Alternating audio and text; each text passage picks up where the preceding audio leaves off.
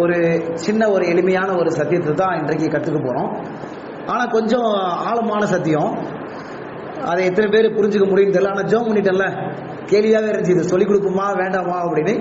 சரி, ஜோம் பண்ணிட்டோம், ஆண்டவர் புரிய வச்சிருவாரு அப்படின்னு ஒரு தேவன் மேலே விசுவாசத்தினால இந்த சத்தியத்தை உங்களுக்கு நான் சொல்லிக் கொடுக்குறேன். சரிங்களா? நான் கொஞ்சம் கொஞ்சமாக ஸ்டெப் பை ஸ்டெப்பாக கொஞ்சம் அந்த ஆழம், இந்த குளத்துல இறங்கும் போது இந்த படிலாம் இருக்கும் பார்த்தீங்களா, முதப்படியில் இருக்கும் கொஞ்சம் கால் மட்டும், அப்புறம் கொஞ்சம் நீ முட்டு, அதுக்கப்புறம் கொஞ்சம் தொடை, அதுக்கப்புறம் இடுப்பு, அப்படியே இறங்கும் பார்த்தீங்களா. அது மாதிரி கொஞ்சம் கொஞ்சம் மெதுவாக எளிமையான சத்தியங்களை முதலாவது படிப்போம். அதுக்கப்புறம் இன்னும் கொஞ்சம் ஆழமான சத்தியங்களை படிக்கலாம். இன்னைக்கு படிக்க போகிற சத்தியம் கொஞ்சம் ஆழமான சத்தியம். ஆனால் ஆண்டவர் நமக்கு புரிய வைப்பாங்க, கர்த்தர் நமக்கு உதவி செய்வாங்க அப்படின்னு நம்புறேன். நம்ம யாரை குறித்து படிச்சுட்டு இருக்கிறோம் ஞாபகம் இருக்குங்களா? பிதாவினுடைய அன்பை குறித்து படிச்சுட்டு இருக்கோம். இனி ஒரு 5 வாரம் ஒவ்வொரு நாளுமே நம்ம பிதாவினுடைய அன்பு குறித்து நம்ம என்ன செய்ய போறோம், படிக்க போறோம். ஏன் பிதாவை குறித்து படிக்கணும், தேவனை குறித்து ஏன் படிக்கணும் அப்படின்னா ஒரு சில வசனங்கள் இருக்கு, நம்ம பார்க்கலாம். யோவான் 17ஆம் அதிகாரம் 3வது வசனத்தை கடந்து போங்க. யோவான் 17ஆம் அதிகாரம் 3வது வசனத்தை கடந்து போகலாம்.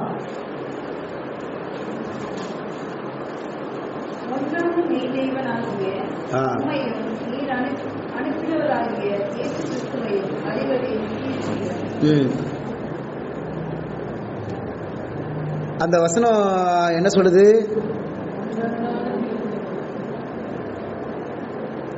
ஒன்றான மெய்தேவனாகிய உம்மையும் நீர் அனுப்பினராகிய இயேசு கிறிஸ்துவையும் அறிவது என்னது? நித்திய ஜீவன் அப்படின்னு சொல்லப்பட்டிருக்கு. அப்ப நித்திய ஜீவன்னா என்ன இந்த வசனத்துல? சரிங்களா? ஒன்றான மெய்தேவனாகிய, என்னுடைய வாசிங்க வசனத்தை, ஒன்றான மெய்தேவனாகிய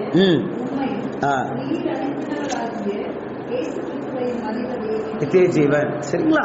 அப்ப பிதாவையும் இயேசு கிறிஸ்துவையும் தேவனையும் நம்ம அறிந்து கொள்வதுதான் நமக்கு ஒரு பெரிய நித்திய ஜீவன் என்று சொல்லப்படுது.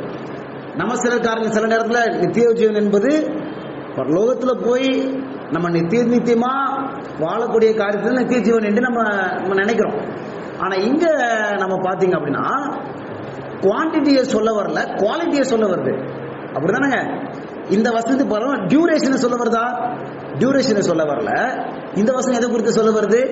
குவாலிட்டி. அப்படின்னா அந்த தரத்தை, எந்த அளவுக்கு பிதாவையும் குமாரனையும் அறிஞ்சு வச்சிருக்கிறோமோ அந்த தரத்தை என்ன சொல்லுது? அது நித்திய ஜீவன் அப்படின்னு சொல்லுது.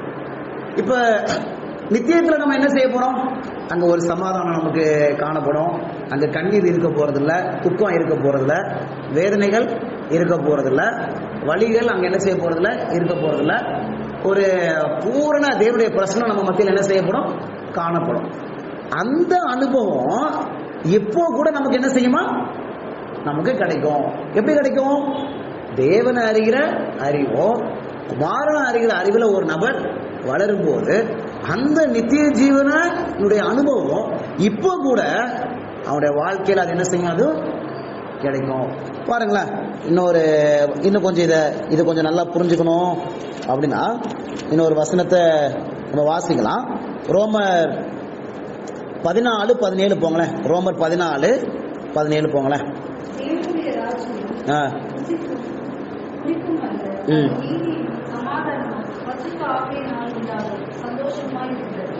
பாருங்க, இந்த வசனம் பாத்தீங்களா?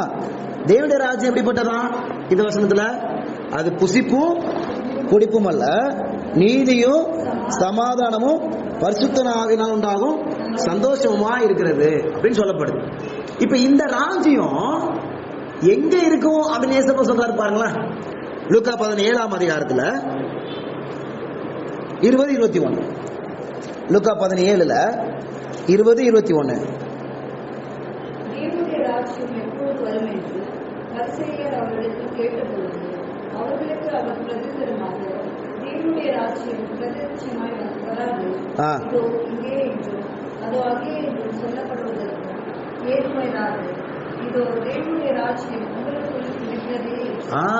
பாத்தீங்களா? இங்க ஒரு ராஜ்யத்தை குறித்து பேசுறாங்க. அந்த ராஜ்யம் எங்க இருக்குன்னு சொல்றாங்க? காடு தேவனுடைய ராஜ்யம் உங்களுக்குள்ளே இருக்கிறது. அப்ப ரோமர்ல படிச்ச வசதி இதே கொஞ்சம் ஒப்பிட்டு போறீங்க. தேவனுடைய ராஜ்யம் எப்படிப்பட்டது? அதுல நீதி இருக்கும், அதுல சமாதானம் இருக்கும், அதுல சந்தோஷம் இருக்கும், அப்படி நம்ம படிக்கிறோம். இப்ப தேவனுடைய ராஜ்யம் எங்க இருக்குதா? அது நமக்கு உள்ளாக இருக்குது. சரிங்களா? அப்ப ஒன்றான மெய் தேவனையும் அவருடைய குமாரனையும் அறிவதே நித்திய ஜீவன். அப்படின்னா அந்த நித்திய ஜீவன்ல என்ன இருக்க போது நம்ம படிச்சோம்? நித்திய ஜீவன் என்பது தேவனுடைய ராஜ்யத்தில் அனுபவிக்கக்கூடிய ஒரு காரியம். அதுல நீதி, சமாதானம், சந்தோஷம், மகிழ்ச்சி இதெல்லாம் இருக்குது. பாத்தீங்களா? இந்த காரியம் எதுக்குள்ள இருக்கான்? வசனம் சொல்லுது, அந்த தேவனுடைய ராஜ்யம் எங்க இருக்குதான்? உங்களுக்குள்ள இருக்குது. அப்ப இதுதான் என்னதுன்னா நித்திய ஜீவன். சரிங்களா? அப்ப தேவனை அறியும் போதும் இயேசுவை அறியும் போதும் இப்படிப்பட்ட நித்திய ஜீவனை நமக்குள்ள நம்ம என்ன செய்ய முடியும்? அனுபவிக்க முடியும். அப்ப அந்த அனுபவம் நமக்கு வேணும் அப்படின்னா, அந்த அனுபவம் நமக்கு வேணும் அப்படின்னா எது முக்கியங்க? எது முக்கியம்? தேவனை நன்றாக நம்ம என்ன செய்யணும்? அறிந்து வைத்துக் கொள்ளணும். பாருங்களேன், ஒரு அப்பா இருக்கிறாங்க, பசங்க இருக்கிறாங்க. அந்த அப்பாவை அந்த பையன் அந்த குழந்தை சரியா புரிஞ்சுக்காம இருந்தாங்க அப்படின்னா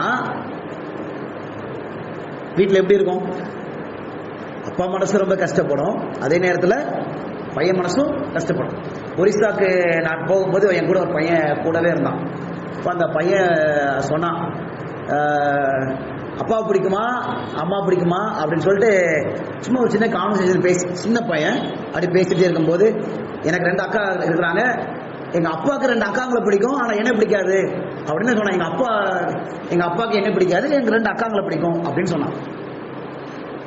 சரி, உன்னை அடிப்பாரா அப்படின்னு கேட்டேன். என்னை அடிப்பாரு, அப்பா என்னை அடிப்பாரு அப்படின்னு சொன்னான். சரி, நீ என்ன செய்ய? இப்போ கொஞ்சம் வளர்ந்துட்டான், 12th ஸ்டாண்டர்ட் ஆயிடுச்சு, வளர்ந்துட்டான். ஒரு முறை எங்க அப்பாவை நான் திட்டேன் அப்படின்னு சொன்னேன். சரி, அதுக்கப்புறம் என்னாச்சு? அப்பா சொன்னா, அவங்க அப்பா போன பிறகு அவங்க அம்மா கதையை சொன்னாங்க. இந்த மாதிரி அப்பா உனக்காக வருத்தப்பட்டு அழுத நாட்கள்லாம் உண்டு, உன் மேல எவ்வளவு பாசம் வச்சிருக்காங்க அப்படின்னு சொன்னாங்க. அதுக்கப்புறம் அவங்க அப்பாவை பார்த்தா ஒரு பெரிய கனமும் ஒரு பெரிய பாசமும் அன்பும், அவர் என்ன சொன்னாலும் திட்டாம அமைதியா போகக்கூடிய ஒரு அனுபவம் எனக்கு இருந்துச்சு அப்படின்னு சொன்னோம். ரொம்ப ஆச்சரியமா இருந்துச்சு. என்ன அப்படின்னா, ஒரு தகப்பனையோ தாயையோ நம்ம புரிஞ்சுக்கும் போது நம்முடைய குணங்கள் மாறுவதை நம்ம என்ன செய்ய முடியும்? பார்க்க முடியும். சரிங்களா? அப்ப தேவனை அறிகிற அறிவு எவ்வளவு பெரிய நித்திய ஜீவனை கொடுக்கும் பாருங்க. நம்ம பரலோகத்துல அடைய போகிற அந்த அனுபவத்தை இப்பவே நமக்குள்ளாக நம்ம என்ன செய்ய முடியும்? பூர்ண சமாதானமா சந்தோஷமா அடைய முடியும். அதனாலதான் நம்ம தேவனை நம்ம அதிகமா என்ன செஞ்சுட்டு இருக்கிறோம்? நம்ம படிச்சுட்டு இருக்கிறோம். சரிங்களா? அதனால நம்ம ஏதோ பயனில்லாத சத்தியத்தை படிக்கல, மிகவும் பயனுள்ள சத்தியத்தை நம்ம என்ன செஞ்சோம்? நம்ம படிச்சுட்டு இருக்கிறோம். பாருங்களேன், ஒரு நபரை அறியதான் அந்த நபரை நேசிப்பதற்கு நமக்கு மனசு வரும். அப்படிதானே? ஒரு நபரை அறியதான் அந்த நபரை ட்ரஸ்ட் பண்ணுவோம். நம்முடைய பிரச்சனை என்னன்னா, நம்ம நேசிக்கிறதுக்கு முயற்சி செய்வோம், ஒரு நபரை அறியறதுக்கு நம்புவதற்கு முயற்சி, விசுவாசிப்பதற்கு. ஆனா அந்த நபரை அறியறதற்கு நேரத்தை செலவழிக்க மாட்டோம். அதான் ஒரு பெரிய பிரச்சனை. ஆனா எந்த அளவுக்கு தேவனை அதிகமா அறிகிறோமோ அந்த அளவுக்கு அவரை நம்ம என்ன செய்வோம்? நேசிக்கவும் செய்வோம், அதே நேரத்தில் நம்பவும் செய்வோம். நமக்கு அவரை நேசிக்க தெரியலையா? சில நேரங்களில் நான் ஜெபம் பண்ணுவேன், ஆண்டவரே teach me to love you, உங்களை நேசிப்பதற்கு சொல்லிக் கொடுங்கப்பா. ஆனால் நான் என்ன ஜெபம் பண்ணணும் அப்படின்னா, ஆண்டவரே உண்மை அறிந்து கொள்வதற்கு எனக்கு நீங்க என்ன செய்யுங்க? உதவி செய்யுங்க. ஏன்னா எந்த அளவுக்கு அவரை அறிகிறோமோ அந்த அளவுக்கு நம்ம நிச்சயமா அவர் மேல லவ் வந்துடும். நமக்கு ஏன் லவ் வர மாட்டுது? அவரை தெரியல, அதான் ஒரு பெரிய பிரச்சனை. ஆனா ஆண்டவர் நமக்கு புரிகிறதற்கு நமக்கு என்ன செய்வாங்கன்னா உதவி செய்வாங்க. சரிங்களா? சரி, அப்ப பிதாவின் அன்பை நம்ம படித்துக் கொண்டே வருகிறோம். அவர் எப்படிப்பட்டவர்னு படித்துக் கொண்டே வருகிறோம். இன்னைக்கு நம்ம 2வது பகுதிக்குள்ள போறோம். பிதாவின் அன்பு பகுதி 2க்குள்ள நம்ம போறோம். கொஞ்சம் சுருக்கமா நம்ம பார்க்கலாம். யாரு இயேசுவை கொன்றது? அதான் தலைப்பு இன்னைக்கு. சரிங்களா? Who killed Jesus? Who killed Jesus? இயேசுவை கொன்றது யாரு? இதுதான் நம்ம தலைப்பின்கெல்லாம் நம்ம என்ன செய்ய போறோம்? கொஞ்சம் சுருக்கமா பார்க்கலாம். சரி, எது இயேசுவை கொன்றது அதை கேட்கல நான். சரிங்களா? வாட் கில்ட் ஜீசஸ் அது கிடையாது. யாரு இயேசுவை கொன்றது அதை மையமா வச்சுதான் நம்ம என்ன செய்ய போறோம்? பார்க்க போறோம். ஒரு சம்பவத்தை நம்ம பழைய ஏற்பாட்டுல இருந்து எடுத்து அதுல இருந்து நமக்கு என்ன ஒரு பாடம் வருதோ அதை நம்ம என்ன செய்ய போறோம்? நம்ம புரிஞ்சுக்க போறோம். சரிங்களா? சரி, எல்லாருமே ஒரு விரலை ஆதியாகமம் 22ஆம் அதிகாரத்துக்கு வச்சுக்கோங்க. ஆதியாகமம் 22ஆம் அதிகாரத்துக்கு வச்சுக்கோங்க.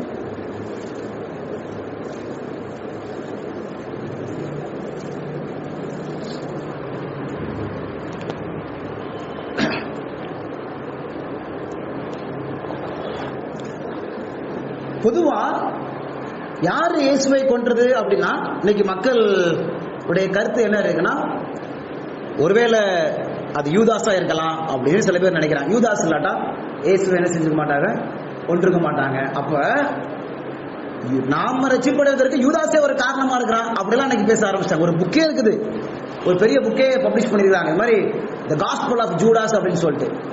யூதாஸின் சுவிசேஷம். யூதாஸ் மட்டும் பிறக்காம இருந்திருந்தா, யூதாஸ் மாத்திரம் காட்டி கொடுக்காம இருந்தா இயேசுவானவர் என்ன செஞ்சிருக்க மாட்டாரு, கொல்லப்பட்டிருக்க மாட்டாரு.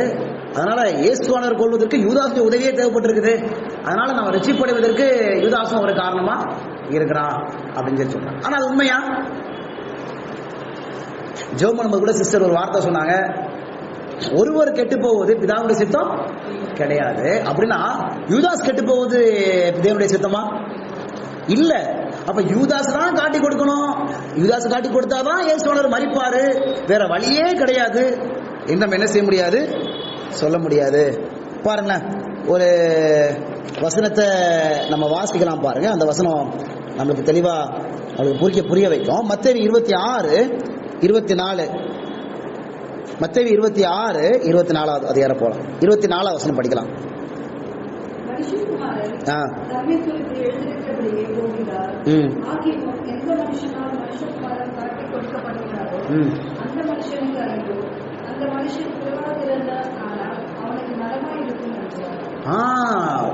இயேசுவோட உள்ளத்தை கொற்றாது பாருங்க யூதாஸ்க்கு மேல.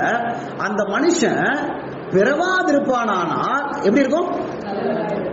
நலமா. அப்ப யூதாஸ் தான் காட்டி கொடுக்கணும். அவன் காட்டி கொடுத்தாதான் சிலுவையில இயேசு மரிப்பார் என்பது சரியான வார்த்தையா? கிடையாது. அது கிடையவே கிடையாது. யூதாஸ் காட்டி கொடுக்காமல் இருந்தாலும் இயேசுவானவர் நிச்சயமா என்ன செஞ்சிருப்பாங்க, மரிச்சிருப்பாங்க. தேவனுக்கு அநேக வழிகள் உண்டு. இந்த உலகத்தை நோவா வாழ்ந்து கொண்டிருக்கும் போது ஜலப்பிரயத்தினால இயேசுவானவர் பிதா தேவன் உலகத்தை என்ன செஞ்சாங்க, அழிச்சாங்க. அப்ப யூதாஸ் உதவி தேவைப்பட்டுச்சா? தேவைப்படல. சுதம் குமாராவை அழிக்கும் போது உதவி தேவைப்பட்டுச்சா? தேவைப்படல. அப்ப ஆண்டவருக்கு ஒரு நபரை அழிப்பதற்கோ எந்த ஒரு உதவி என்ன செய்ய தேவைப்படுறது, என்ன செய்யாது, தேவைப்படுறது கிடையாது. அப்ப யூதாஸ் காட்டி கொடுக்கணும் என்பது தேவனுடைய சித்தமே கிடையாது. இன்ஃபேக்ட் நம்ம ஒரு நாள் படிக்கிற யூதாஸ் மேல தேவன் எவ்வளவு அன்பு வைத்திருந்தார், அவரை எப்படியெல்லாம் இழுப்பதற்கு தேவன் பிரயாசப்பட்டார் என்பதை நம்ம படிக்கலாம். ஆனா முதல் பாயிண்ட் மனசுல வச்சுக்கோங்க, ஹூ கில்ட் ஜீசஸ்ல யூதாஸ் தேவனுடைய யூதாஸ் காட்டி கொடுக்கணும் தேவனுடைய கேலண்டர்லயே அது கிடையவே கிடையாது என்பதை மனசுல வைத்துக்கணும். ஒரு பாவியும் கெட்டு போக கூடாது, அதான் தேவனுடைய சித்தம். ஒரு பாவியும்.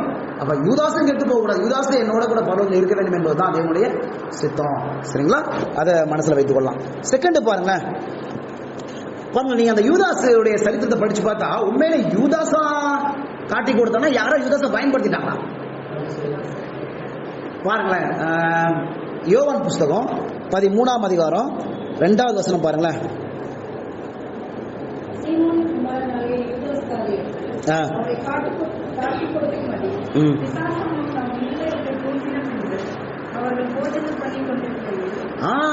பிசாசானவன் தூண்டின பின்பு பாத்தீங்களா வசனம் தானே சொல்லுது. அப்ப யார் அங்க யூஸ் பண்றது, பயன்படுத்துறது பாருங்க, பிசாசு. பிசாசுக்கு ஒப்பு கொடுத்துட கூடாதுன்னா தேவன் அநேக சமயத்தை யூதாஸை எச்சரிச்சுட்டே இருப்பாங்க. ஆனா இங்க யாரு தூண்டதை யார் ஏத்துக்கிறா? சரிங்களா? அப்ப யூதாஸ காட்டி கொடுத்தாதான் இயேசுவானவர் மரிப்பாரு அப்படின்னா ஏதோ ஆண்டவர் சாத்தானை பயன்படுத்தி ரட்சிக்கிறத முடிச்சிட்டாரு அப்படின்னு ஆயிடும். சரிங்களா? அப்படி கிடையவே கிடையாது என்பதுதான் தேவனுடைய ஒரு சத்தியம். அப்ப யூதாஸ் இயேசு கிறிஸ்துவை காட்டி கொடுத்து அவர் ஒப்பு கொடுத்த படம் என்பது பிதாவின் சித்தம் கிடையவே கிடையாது. அதுல நம்ம தெளிவாக நம்ம அடுத்தது பாருங்க, சில பேர் என்ன சொல்றாங்க அப்படின்னா பிளாத்து கண்டிப்பா இதுல பங்கு பெற்றிருக்கிறாரு. பிளாத்து இயேசுவை கண்டிப்பா என்ன செய்யணும், வழியா ஒப்பு கொடுக்கணும். பிளாத்து மட்டும் ஒப்பு கொடுக்கல அப்படின்னா இயேசு உனக்கு மறிச்சிருக்கவே முடியாது என்று சொல்லி ஒரு சில பேர் சொல்றாங்க.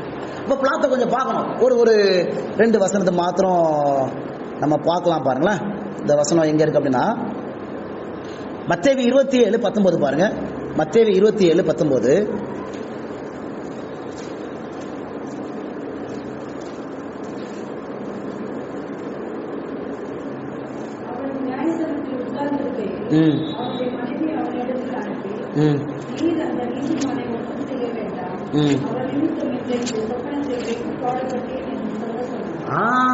பாருங்க, பிளாத்து இடைப்படணும்னு தேவன் விரும்பினாங்களா?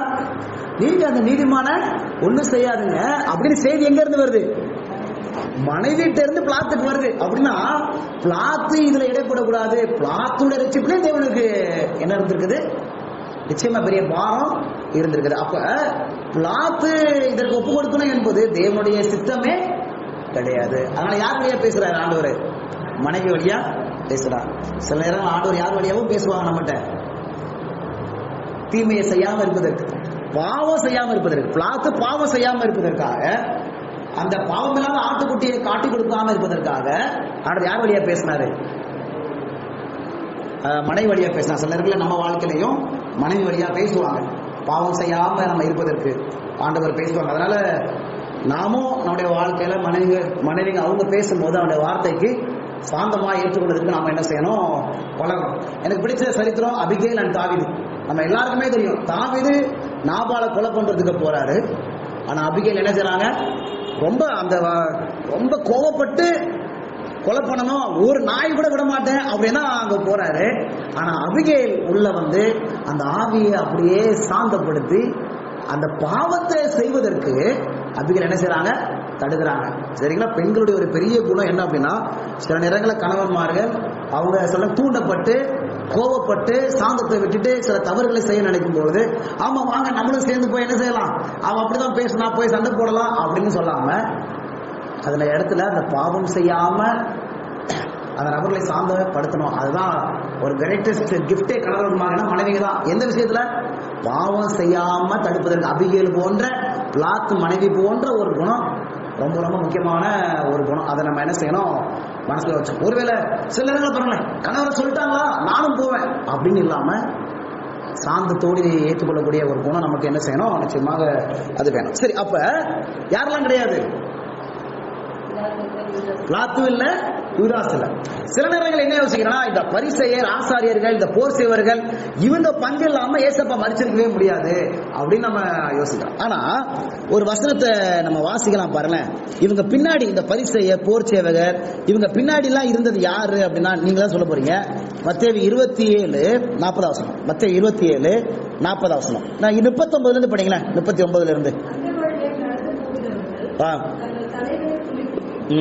தேவாலயத்தை இடித்து நாளைக்குள்ளே கட்டுகிறவனே, நீயே ரட்சித்துக்கொள், நீ தேவனுடைய குமாரனே ஆனால் உயிரோடு இறங்கி வா என்று அவரை தூஷித்தார்கள். அடுத்தது அப்படியே பிரதான ஆசாரியரும் வேத மூப்பரும் பரியாசம் பண்ணி மற்றவர்களை ரட்சித்தார். சரி, அவ்வளவுதான். பாருங்களாமா, அந்த வழியாய் நடந்து போனவங்க தங்கள் தலைகளை உயர்த்துறாங்க. உயர்த்தி என்ன சொல்றாங்க? தேவாலயத்திட்டு 3 நாளைகளை கட்டுகிறவனே, உன்னை நீயே ரட்சித்துக்கோள், நீ தேவனுடைய குமாரனானால் சிலுவையில் இருந்து இறங்கி வா என்று அவரை தூசித்தாங்க. 41 பாருங்க, 39 ஒரு கூட்டம் வருது. அவங்க யாரு? வழியாய் நடந்து போறவங்க. 41 அப்படியே பிரதான ஆசாரியரும் வேத பாரகரும் மூப்பரும் பரியாசம் பண்ணி இவங்க எல்லாருமே இப்படிதான் என்ன செய்யறாங்க? பரியாசம் பண்றாங்க. இது யாரு சொன்னது? அதுல க்ளூ இருக்கு, கண்டுபிடிக்க பார்ப்போம். அந்த 40வது வசனத்துல க்ளூ இருக்கு. இத உண்மையில யார் சொல்லியிருப்பா? இத உண்மையில யார் சொல்லியிருப்பா? யாரும் கண்டுபிடிங்க. போன வாட்டி நான் இதை சொல்லி கொடுத்தேன்னு நினைக்கிறேன். ஆமா, ஒரு வார்த்தையை சொல்லி கொடுத்தேன். கண்டுபிடிச்சிங்க. Praise God. சரிங்களா? நீ தேவனுடைய குமாரன், அந்த வார்த்தை இருக்கா 40வது வசனத்துல? நீ தேவனுடைய குமாரனானால் ஒரு வார்த்தை வருதுங்கல்ல. அப்ப இவங்க பின்னாடி யார் இருக்கிறா? சரிங்களா? வழியில போறவங்க, வேத பாரகரும், பரிசேயரும், மூப்பர்களும் இவங்க எல்லாருமே ஒரே மாதிரி சொல்றாங்க. இன்னும் நம்ம கீழே படிச்சு பார்த்தோம் அப்படின்னா 44வது வசனத்துல 44 அவரோட கூட சிலுவையில் அறையப்பட்ட கல்லரும் அந்தபடியே அவரை பாருங்க. அப்ப அந்தபடியே 41 வருஷத்துல அப்படியே, 41 அப்படியே, 44 அந்தபடியே, எல்லாம் ஒரே ஸ்டேட்மெண்ட் தான். அப்ப யாரு பின்னாடி இருந்திருக்கிறா? பிரதர் வர்றதுனால சொல்றேன், ஐயா பண்ணாதனால. நீர் தேவனுடைய குமாரனால இந்த வார்த்தை இயேசு கிறிஸ்து வனாந்தரத்தில் இருக்கும்போது சோதிக்கப்படும் போது பிசாசன 2 முறை பயன்படுத்தலாம். நீ தேவனுடைய குமாரனானால் இந்த கல்லுகளை நீங்க என்ன செய்யுங்க, அப்பமாக்குங்க. அப்ப இந்த வார்த்தை யார் சொன்னது அப்படின்னா சாத்தான் சொன்னது. அப்ப இவங்க பின்னாடி தான் இருந்து இதெல்லாம் நடத்துனது யார்? அப்படி புரிஞ்சுக்க முடியுதுங்களா?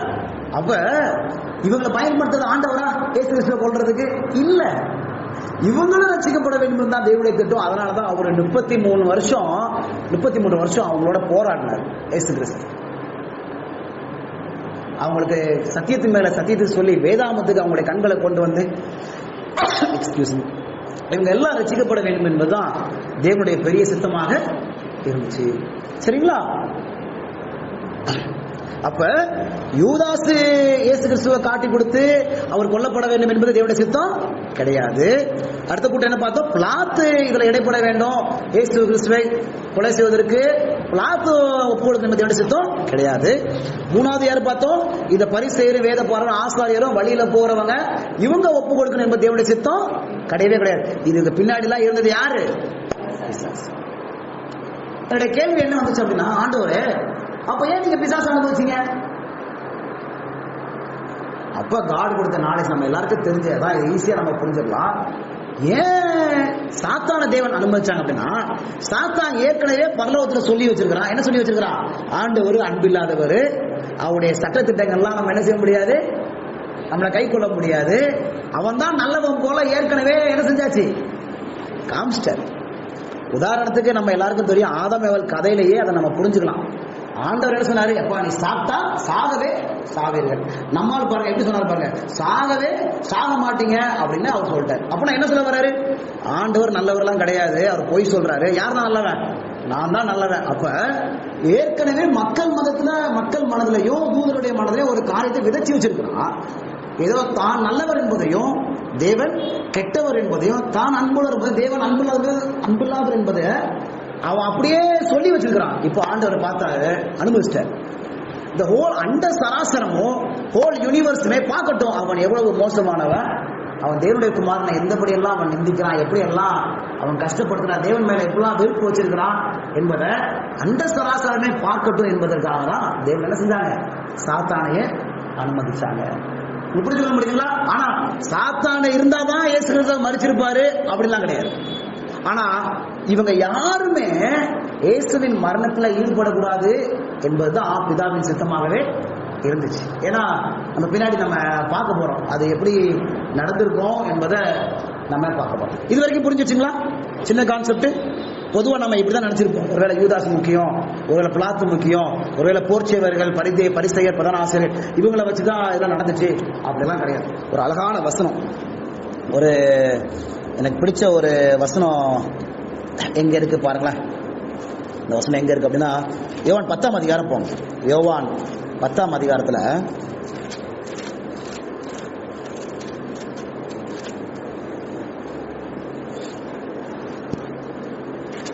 10ஆம் அதிகாரத்துல 10ஆம் வசனம் படிங்க.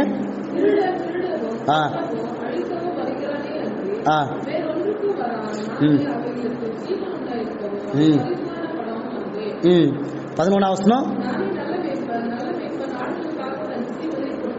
இந்த 11வது வசனத்துல இங்கிலீஷ்ல படிங்க. அந்த ஒரு வசனத்தையும், நானே நல்ல மேய்ப்பன், ஆடுகளுக்காக என்ன கொடுக்கிறான், தன் ஜீவனையே கொடுக்கிறான் அப்படின்னு வருது.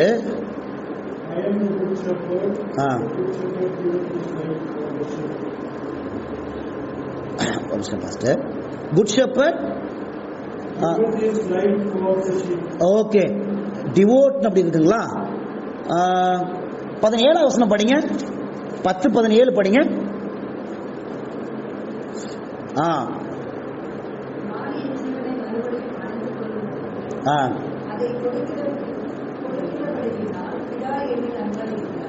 அங்க பாருங்களேன். 18 படிங்க.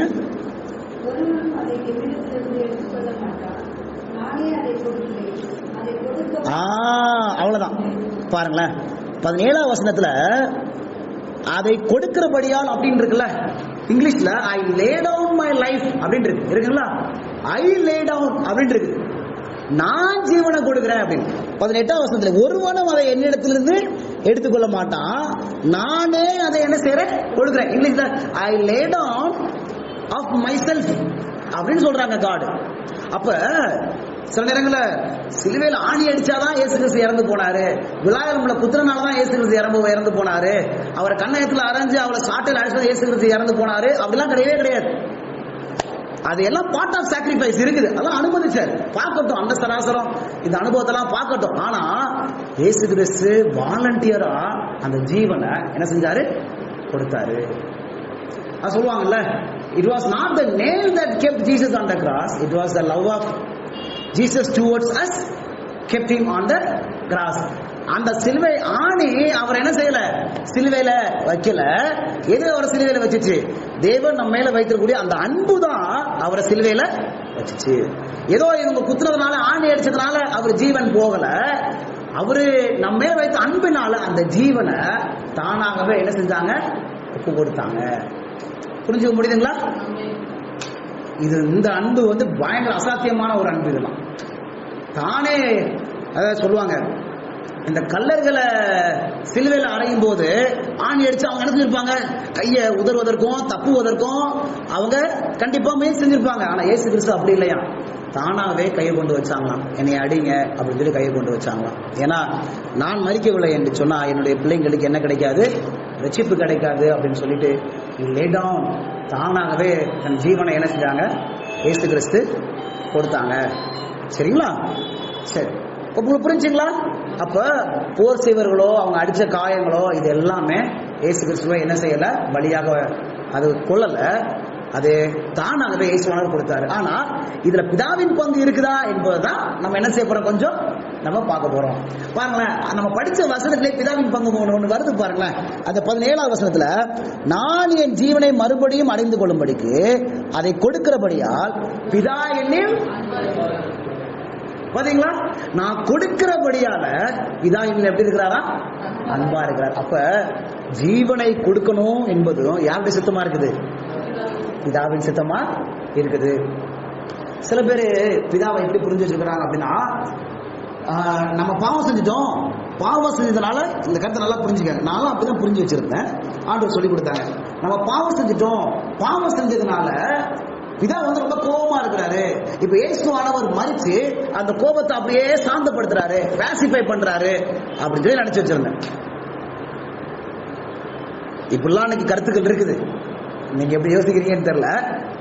என்ன சொல்றாங்க அப்படின்னா, நம்ம பிதா கோபக்காரரு, அவர் ரொம்ப கோபக்காரரு, அதனால இயேசு கிறிஸ்து என்ன செஞ்சாரு, இந்த பாவிகளுக்காக மரிச்சு அந்த மரணத்தினால பிதாவை என்ன செஞ்சாங்க, சாந்தப்படுத்திட்டாங்க. ஆனா என்ன தெரியல, எந்த வசனம் புரியலனா, நமக்கு நன்றாக தெரிஞ்ச வசனமே நமக்கு புரியல. யோவான் 3:16 தேவன் தம்முடைய ஒரே பேரான குமாரனை விசுவாசம் எவனோ அவரை தந்தருளி அப்படின்னு இருக்கு. கொடுத்ததே யார் தான், இதா. புரிஞ்சுக்க முடியுதுங்களா? அப்ப இவர் இவரு மரிச்சு அவரை கோபத்தை தனிய வைக்கணும் அப்படிலாம் கிடையவே கிடையாது, அப்படிலாம் கிடையவே கிடையாது. சரிங்களா? பிதாதான் குமாரனை வாலண்டியரா கொடுத்தாங்க, குமாரனும் தன்னை வாலண்டியரா வில்லிங்காகவே தன் ஜீவனை அவங்க என்ன செய்றாங்க, கொடுக்குறாங்க. நமக்கு பிதாவை சாந்தப்படுத்ததா இயேசு கிறிஸ்து உலகத்துக்கு வந்தார் அப்படின்னா என்ன ஆயிரும் அப்படின்னா, இயேசு கிறிஸ்து அன்பு ஜாஸ்தி ஆயிரும், பிதாவுடைய அன்பு அவர் அன்பில்லாத மாதிரி ஆயிடும். அப்படிதான் சாத்தான் நம்மளை கொண்டு வருவான். அப்படி கிடையாது. அப்ப நம்மளுக்கு நித்திய ஜீவன் வராது. ஒன்றான மெய்தேவனாகிய அவரை அறிவதும் அவரை அனுப்பினார் குமாரனை அறிவதும் நித்திய ஜீவன். அப்ப ரெண்டையுமே நம்ம அறிஞ்சு வச்சுக்கணும், ரெண்டு பேருமே. அப்பதான் நித்திய ஜீவன். இயேசு கிறிஸ்துவை சரியா புரிஞ்சுக்கிட்டு பிதாவை சரியா நம்ம புரிஞ்சுக்கல அப்படின்னா நமக்கு நித்திய ஜீவன் செய்யாது, கிடைக்காது. புரிஞ்சு முடியுங்களா? சரி. அப்ப எத்தனை இப்ப பாயிண்ட் படிச்சோம் நம்ம இது வரைக்கும்? யூதாசு கிடையாது, பிளாத்து கிடையாது, போர் சேவர்கள், ஜனங்கள், ஆசாரியர்கள், பரிசு அவங்களும் கிடையாது. சரி, குத்துன ஸ்வாடு அதுவும் ஆணி இதுவும் கிடையாது. இயேசு கிறிஸ்து தானாகவே ஒப்பு கொடுத்தாங்க. பிதாவும் இயேசு கிறிஸ்து ஜீவனை கொடுக்கும் என்பது பிதாவுடைய சித்தமாகவும் இருந்துச்சு. பாத்தீங்களா? பரலோகம் நமக்காக எவ்வளவு பெரிய எஃபர்ட் எடுத்திருக்குது என்பதை இப்ப ஒரு சம்பவம் நம்ம போறோம். சொன்னேன்ல, ஆதியாகமம் 22ஆம் அதிகாரத்துக்கு நம்ம போறோம். அங்க இந்த ஆதியாகமம் 22ஆம் அதிகாரத்துக்கும் அந்த கல்வாரிக்கும் ஒரு சம்பந்தம் இருக்குது. நீங்க எல்லாம் சீக்கிரம் கண்டுபிடிச்சிருவீங்க, டக்கு டக்குன்னு படிச்சிடலாம். சரிங்களா? நான் வெறும் ஆதியாகமம் 22ஆம் அதிகாரம் மாத்திரம் தான் படிக்க, அதுல ஒரு சில வசனத்தை படிக்க சொல்ல போறேன். கல்வாரிக்கு ஒரு சிமிலாரிட்டிஸ் இருக்குது, ஒரு ஒற்றுமைகள் இருக்கு. 10 ஒற்றுமைகள் இருக்குது, ஒரு 10 ஒற்றுமைகள். அதான் ஒரு விரல நீங்க ஆதியாகமம் 22ஆம் அதிகாரத்தில் வச்சுக்கோங்க. அந்த கல்வாரிக்கு நான் வெறும் வசனம் மட்டும் சொல்றேன், இல்லட்டா ரெண்டையுமே படிச்சோம்னா நமக்கு நேரமாகும். வெறும் வசனம் மாத்திரம் சொல்றேன், நீங்க அப்படி எழுதி வச்சுக்கலாம். சரிங்களா? ஆனா எல்லாத்துக்கும் வசனம் கொடுக்குறேன், நீங்க எழுதி வச்சுக்கலாம். என்ன படிக்க போறோம்? Similarities between Genesis 22 and Calvary. ஆதியாகமம் 22ஆம் அதிகாரத்துக்கும் கல்வாரிக்கும் இருக்கக்கூடிய ஒற்றுமைகளை நம்ம பார்க்க போறோம். சரிங்களா? நம்ம ஒவ்வொரு செவ்வாய்க்கிழமையும் வேதத்தை கொஞ்சம் ஆராய்ச்சி செய்யறோம், அவ்வளவுதான். கொஞ்சம் படிக்கலாம். முதலாவது ஆதியாகமம் 22:2 படிங்க. ஆதியாகமம் 22:2.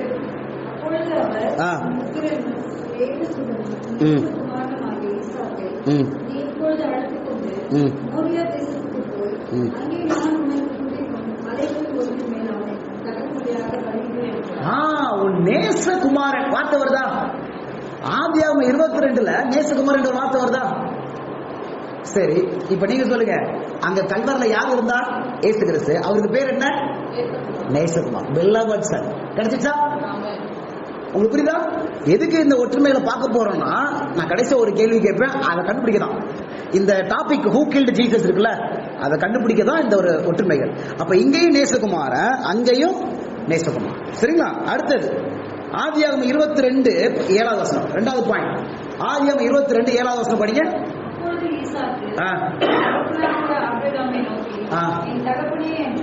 பாருங்க, என் தகப்பனாகிய ஆபிரகாமை நோக்கி என் தகப்பனே என்றான். இங்கிலீஷ்ல ஃபாதர் ஃபாதர் 2 வாட்டி வருதா? இந்த வருஷத்துல 2 ஃபாதர் ஃபாதர்னு வருதா? தகப்பனாகிய ஆபிரகாமை நோக்கி தகப்பனே, இப்ப ஃபாதர் ஃபாதர். இப்ப கல்வாரியில இருந்துச்சுங்களா? கல்வாரியில இருந்துச்சா? பிதாவே பிதாவே, my father father, why have you forsaken me? ஏன் என்னை கைவிட்டேன்? அப்ப பாருங்க, இங்கேயும் ஃபாதர், அங்கேயும் சம்மதம் இருக்குதா? சம்மதம். அடுத்தது வா, அடுத்தது ஆதியாகமம் 22:8. ஆதியாகமம் 22:8. அதற்கு ஆபிரகாம், என் மகனே, தேவன் தமக்கு தகன பலிக்கான ஆட்டுக்குட்டியை காத்துக் கொள்வார் என்றார். தகன பலிகளுக்கான ஆட்டுக்குட்டியை பார்த்துக் கொள்வார். இங்கேயும் ஆட்டுக்குட்டி, அங்கேயும் இயேசுவோட ஒரு ஆட்டுக்குட்டி. இது 3வது பாயிண்ட். 4வது பாயிண்ட், இங்கேயும் பலின்னு வருது, அங்கேயும் நமக்காக அவர் என்ன செய்றாரு? பலியாகிறாரு. இங்கேயும் சாக்ரிஃபைஸ், அங்கேயும் சாக்ரிஃபைஸ். எழுதிக்க, என்னுடைய பாயிண்ட்ஸ் நீங்க எழுதி வச்சேன். ஃபர்ஸ்ட் பாயிண்ட் படிச்சோம், கொஞ்சம் வேகமா போறேன் நானு. ஃபர்ஸ்ட் பாயிண்ட் நம்ம என்ன படிச்சோம்? இது நமக்கு தெரிஞ்ச கதைனால கொஞ்சம் வேகமா போறேன், அவ்வளவுதான். ஃபர்ஸ்ட் பாயிண்ட் படிச்சோம் நம்ம நேசகுமார், இங்கேயும் நேசகுமாரன், அங்கேயும் நேசகுமார். செகண்ட் பாயிண்ட் படிச்சோம், இங்கேயும் ஃபாதர், அங்கேயும் ஃபாதர். 3வது படிச்சோம், இங்கேயும் லாம்பு, அங்கேயும் லாம்பு. 4வது படிச்சோம், பலி, தகன பலி. அதுக்கு எந்த வசனம்? இதே வசனத்தை போட்டுக்கங்க. 4வது பாயிண்ட்ல, 4வது பாயிண்ட்ல இதே வசனத்தை போட்டுட்டு, இங்கேயும் பலி இருக்குது, அங்க என்ன இருக்குது? பலி ஆகிற கிரைஸ்ட். சரிங்களா? சரி, 5வது பாயிண்ட் படிக்கலாம். ஆதியாகமம் 22:9. ஆதியாகமம் 22:9. ஒருவேளை நான் வேகமா போறேன்னா, வசனம் புரியலன்னா கை தூக்குங்க, நான் சொல்றேன். சரிங்களா? ஆதியாகமம் 22:9 பாருங்க.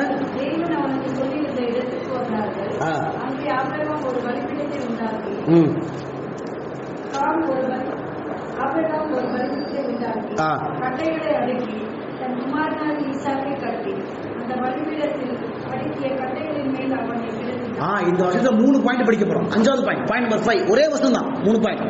5வது வசனம் என்னன்னா, கட்டை. கட்டை இருக்கா? கட்டை இருக்கா?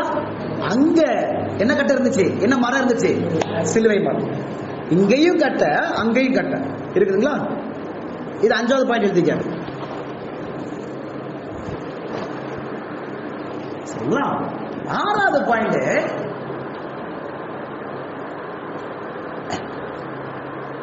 இங்கேயும் இந்த வசனம் என்ன சொல்றது அப்படின்னா, ஈசாக்கை கட்டி அப்படின்னு இருக்கு. அது எங்க மேல கட்டி? கட்டைகளை அடுக்கி தன் குமாரனாகிய ஈசாக்கை கட்டி அந்த பலிபீடத்தில் அடுக்கிய கட்டைகளின் மேல் அவனை கிடத்தினான். அப்ப கட்டைக்கு மேல அவன் என்ன செய்யறாங்க? கட்டுறாங்க. அப்படித்தானே? இப்ப அங்கேயும் சிலுவை மரத்தின் மேல இயேசுவானவர் கட்டப்படுறாரு அப்படின்னா அவர் ஆணி அடிக்கப்படுறாரு. பாயிண்ட் இருக்குங்களா? என்னம்மா ஃபர்ஸ்ட் என்ன பார்த்தோம்? கட்டை. இந்த வசனத்துல 3 பாயிண்ட் சொன்னேன். ஒன்னு என்னது? கட்டை. இங்கேயும் சிலுவை மரம், அங்கே என்னது? சிலுவை மரம். இங்கே என்ன இருக்குது? இங்கேயும் கட்டைக்கு மேல கடத்தி கட்டுறாங்க, அங்கேயும் இயேசுவை கட்டைக்கு மேல கடத்தி அவரை என்ன செஞ்சாங்க? ஆணி அடிச்சாங்க. சரிங்களா? அடுத்தது 9ஆம் வசனத்துல அவனை கிடத்தினான் அப்படின்னு இருக்கு. எங்க? அடுக்கிய கட்டளையின் மேல் அவனை கடத்தினான். கிடத்தும் போது இந்த வசனம் பாருங்க, ஒரு காரியத்தை சொல்லவே இல்லை. ஏதாவது ரெசிஸ்டன்ஸ் இருக்குதா? வாலண்டியர், டோட்டல் வாலண்டியர், தன்னையே வாலண்டியரா இங்க கொடுக்குறாங்க. இதே போலதான் இயேசு கிறிஸ்துவானவரும் தன்னையே வாலண்டியரா என்ன செஞ்சாங்க? இயேசுவானவரும் இங்க கொடுத்தாங்க. சரிங்களா? இப்ப அடுத்த பாயிண்ட் என்னது? வாலண்டியர். கிடத்தினான் அப்படின்னு இருக்கு, ஆனா எதிர்த்தான் போனான் அப்படிலாம் இல்ல. இங்கேயும் வாலண்டியரா கொடுக்குறாங்க. Lay down his life, lay down, தன்னையே லே டவுன் பண்றாரு. அங்கேயும் இயேசுவானவர் என்ன செய்யறாரு? லே டவுன் பண்றாரு. சரிங்களா? சரி, அடுத்தது ஆதியாகமம் 22 2வது வசனம். 2வது வசனம் படிச்சோம்ல? 2வது வசனத்துல எத்தனை பாயிண்ட் பார்த்தோம் நம்ம? 7ஆ 8ஆ? 7ஆ? சரி. இப்ப அடுத்தது ஜெனிசிஸ் 22:2ல மோரியா மலை, அப்படிதானே? மோரியா மலை இருக்குங்களா? படிங்க படிங்க, அந்த வசனம் படிங்க. ஆதியாகமம் 22 2வது வசனம் படிங்க.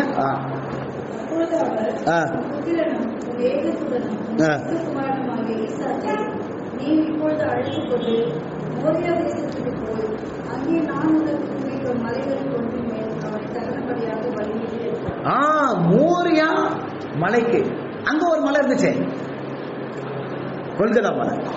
இங்கேயும் மலை, அங்கேயும் மலை. ஆனா இங்க மோரியா மலை, அங்க கொல்கதா மலை. சிமிலாரிட்டிஸ் புரியுதா? ஒற்றுமைகள் புரியுதா? சரி, வேற என்ன? அடுத்தது ஆதியாகமம் 22:12 போங்க. ஆதியாகமம் 22:12.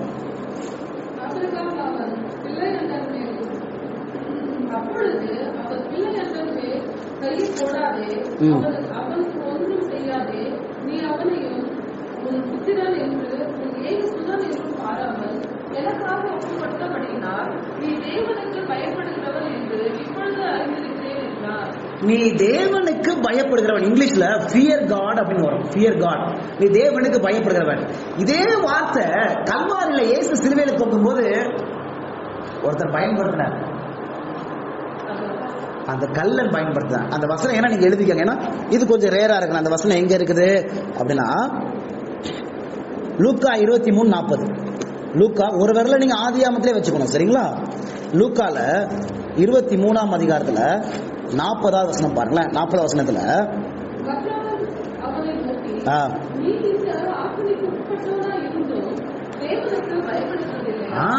தேவனுக்கு பயப்படுகிறது இல்லையா? சரிங்களா? அப்ப கல்வாரிலையும் தேவனுக்கு பயப்படுதல் குறித்து பேசுது, இந்த கதையிலையும் தேவனுக்கு பயப்படுதல் குறித்து பேசுது. இருக்குங்களா? அதே வசனம், அதே ஆதியாகமம் 22ல 12ல படிச்சோம்ல, எனக்காக அந்த வசனம் பாருங்க. எனக்காக ஒப்பு கொடுத்தபடியால் நீ தேவனுக்கு பயப்படுகிறவன் என்று, எனக்காக ஒப்பு கொடுத்தபடியால் அப்படின்னு இருக்கு. அப்படிதானங்க? ஒப்பு கொடுத்த வார்த்தை அங்க வந்துச்சா? கல்வாரில் இருக்குதா?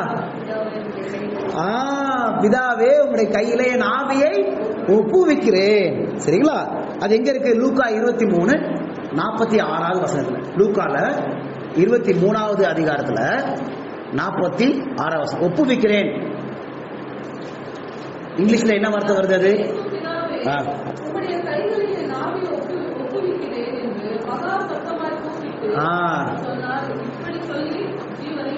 லூக்கா 23:46ல ஒப்புவிக்கிறேன் ஒப்புவிக்கிறேன் என்ற ஒரு வார்த்தை வருவதை பார்க்க முடியும்.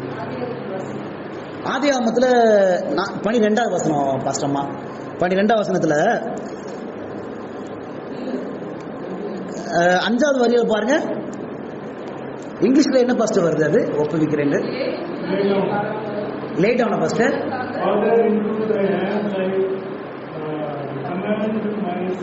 Okay, command my spirit. அங்க ஃபர்ஸ்ட் ஆதியாகமம் 22ல 12ல என்ன வருது? என்ன வார்த்தை அது? என்ன பிள்ளைங்க பாயிண்ட்ஸ் எழுதிட்டு இருக்காங்க அவங்களுக்கு. தமிழ்ல 2 இடத்துலயுமே ஒப்பு கொடுத்தபடியால் வருது. பிள்ளைங்க எழுதுறதுனால அவங்களுக்கு அந்த இங்கிலீஷ் வார்த்தை 22:12.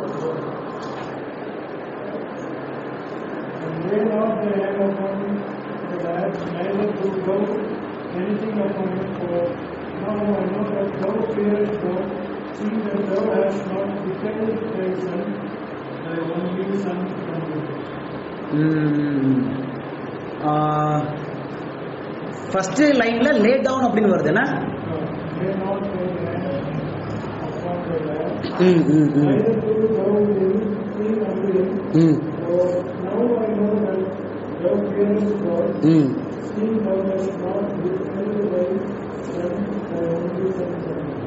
ஓகே, சோ அப்ப இங்க அந்த வார்த்தை எக்ஸாக்டா வரல இல்ல.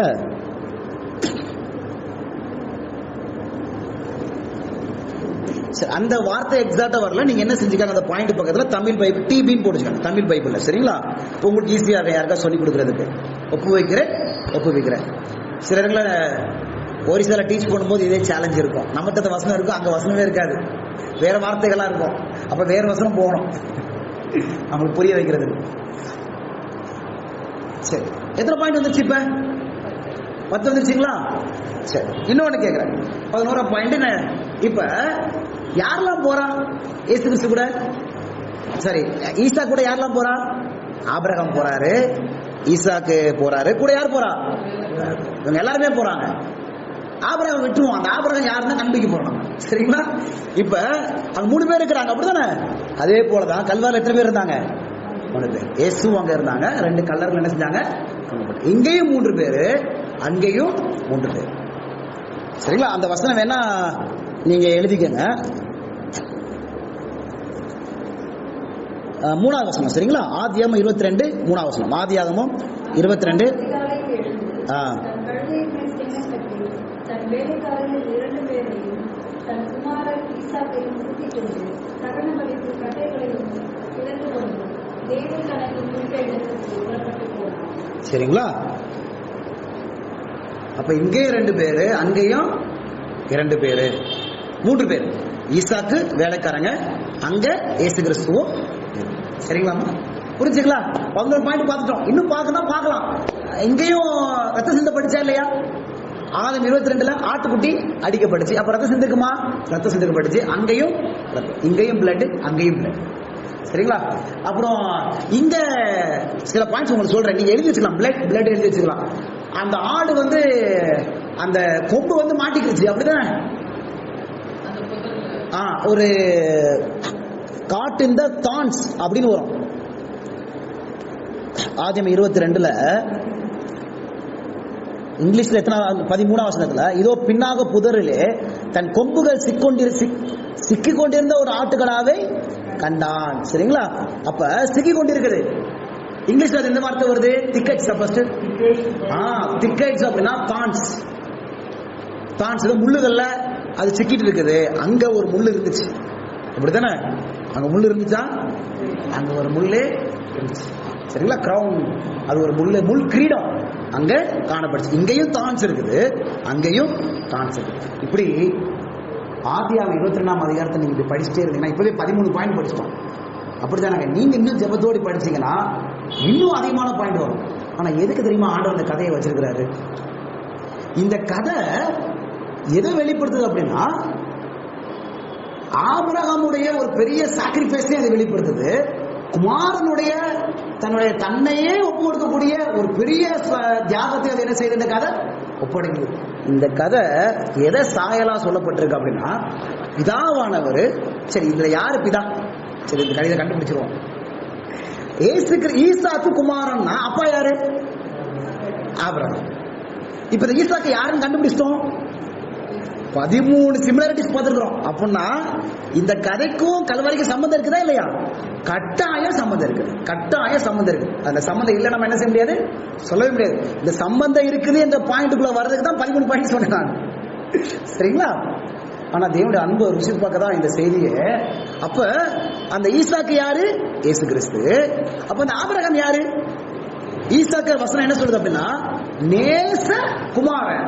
அப்ப இந்த ஈசாக்கு யாரு? இயேசு கிறிஸ்து. இயேசு கிறிஸ்து யாரு? நேசகுமாரன். அப்ப ஈசாக்குக்கு பிதா வந்து ஆபிரகாம்னா, அப்ப இயேசு கிறிஸ்து யார்? அப்ப ஆபிரகாம் யார்? அந்த அந்த இடத்துல ஆபிரகாம் எது போடலாம்? பிதாவை போட முடியும். என் கூட இருக்கீங்களா? இப்ப 2 வருஷம் வாசிக்கணும், இதுல நீங்க பேச கண்டுபிடிக்க போறீங்க, சரிங்களா? ஆதியாகமம் 22ஆம் அதிகாரத்துல 10 வசனம். ஆதி 22:10 படிங்களா?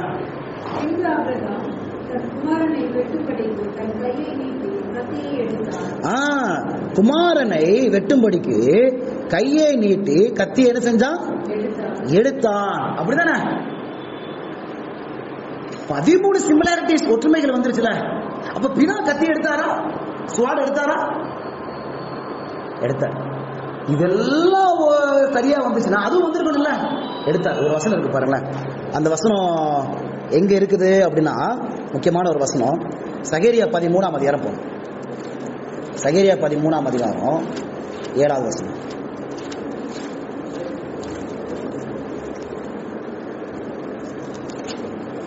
சகேரியா 13ஆம் அதிகாரம் 7வது வசனம். முக்கியமான ஒரு வசனம் 13:7 சிஸ்டர். 13:7.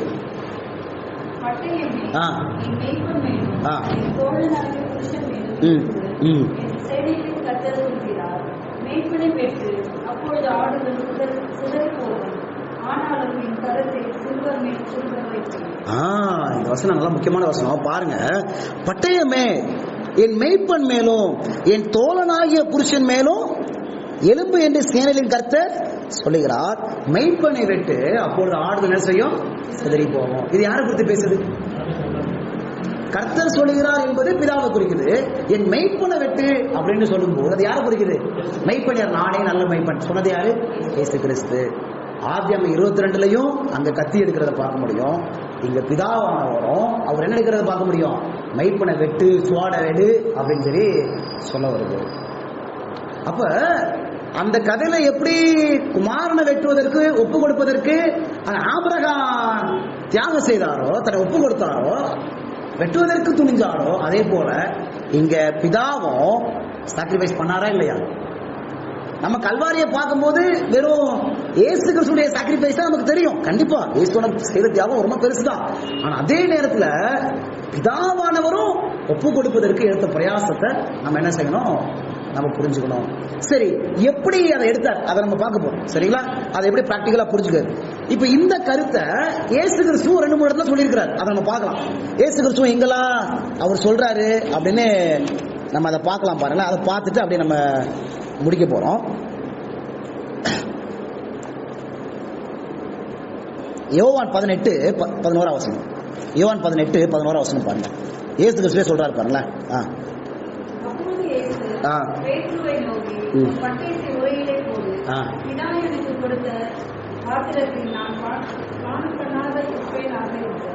ஜான் சாப்டர் 18:11 சரிங்களா? எழுதிக்க.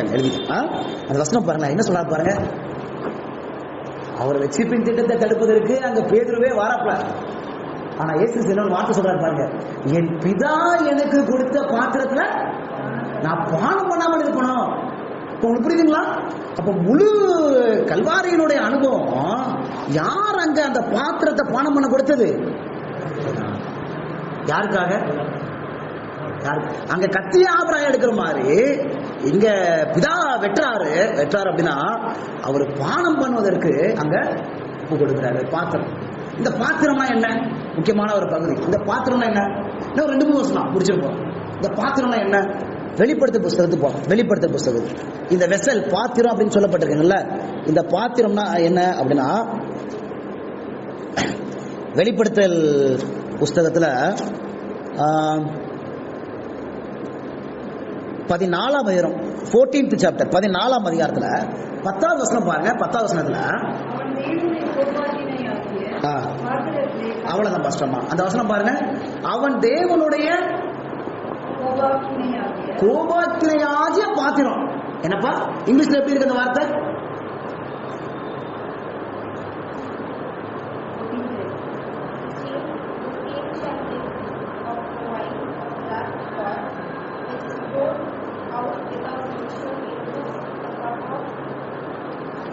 கப்பு கப்பு அப்படின்னு இருக்கு, அப்படிதானே? அந்த கப்புனா எதை குறிக்குது? ராத் ஆஃப் காட குறிக்குது. ஜீசஸ் அங்க ஜான்ல சொல்லும் போது, இந்த கப்பை நான் குடிக்காம இருப்பனா, இதா கொடுத்த அந்த கப்பை நான் குடிக்காம இருப்பனா, அந்த பாத்திரத்தை குடிக்காம இருப்பனா. அப்ப இங்க அந்த கப்பு எதை குறிக்குது? ராத் ஆஃப் காட். அப்படின்னா இயேசுவானவர் அந்த பாவத்தை இயேசுவானவர் நமக்காக சுமக்க போற சமயத்துல யாரு அந்த கோபாக்கினின் பாத்திரத்தை கொடுத்ததான்? பிதாவானவர் இந்த கோபாக்கினின் பாத்திரத்தை என்ன செஞ்சாங்களா? கொடுத்தாங்களாம். இப்ப அந்த கோபம் நம்ம நினைக்கிற மாதிரி அந்த மாதிரி கோபம் கிடையாது. பாருங்களேன், நம்ம நினைக்கிறோம் ரொம்ப கோபப்பட்டுட்டாரு பிதாவானவர் அப்படின்னா கெத்செமனில இருந்து அவரு மரிக்கிற வரைக்கும் கோபமா தான் காணப்பட்டாரு அப்படின்னு சில பேர் நினைக்கிறாங்க. ஏன்னா வசனம் கோபாக்கினின் பாத்திரம். ஆனா அந்த கோபம் எப்படிப்பட்ட கோபம்னு சொல்லி இயேசுவானவர் வாழ்க்கையிலே பார்க்கலாம். பாருங்களேன், இயேசுவானவர் வாழ்க்கையிலேயே மார்க் புஸ்தகத்துல எனக்கு பிடிச்ச ஒரு வசனம் இது. மார்க் புஸ்தகத்துல